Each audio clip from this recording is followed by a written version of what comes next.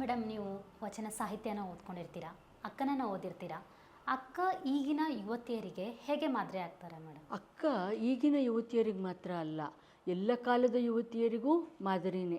ಡೆಕ್ಕನ್ ಹೆರಾಲ್ಡ್ನಲ್ಲಿ ಕನ್ನಡ ಸಾಹಿತ್ಯವನ್ನು ಕುರಿತ ಒಂದು ಲೇಖನ ಮಾಲೆ ಇತ್ತು. ಮಹಿಳಾ ಸಾಹಿತ್ಯವನ್ನು ಕುರಿತು ನನಗೆ ಬರೆಯೋದಕ್ಕೆ ಅಂತ ಹೇಳಿದರು. ನಾನು ಅದಕ್ಕೊಂದು ಶೀರ್ಷಿಕೆ ಕೊಟ್ಟಿದ್ದೆ, ಅಕ್ಕನಿಗೆ ಉತ್ತರಾಧಿಕಾರಿಯೇ ಇಲ್ಲ ಅಂತ. ಆ ಮಾಲಿಕೆಯ ಸಂಪಾದಕರೇ ಹೇಳಿದರು, ನೀನು ಹೀಗೆ ಹೇಳಿದ್ರೆ ನಾಳೆ ಲೇಖಕಿಯರೆಲ್ಲ ಬಂದು ನಿನ್ನ ಮನೆ ಮುಂದೆ ಧರಣಿ ಕೂತ್ಕೋತಾರೆ ಅಂತ.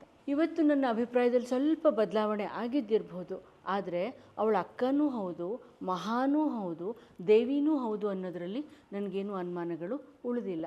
ಯಾಕೆ ಅಕ್ಕ ಇವತ್ತಿಗೆ ನಮಗೆ ಮಾದರಿ ಅನ್ನೋದಕ್ಕಿಂತ ನಾನು ಅಕ್ಕನನ್ನು ದಾರಿ ಅಂತ ಕರಿತೀನಿ.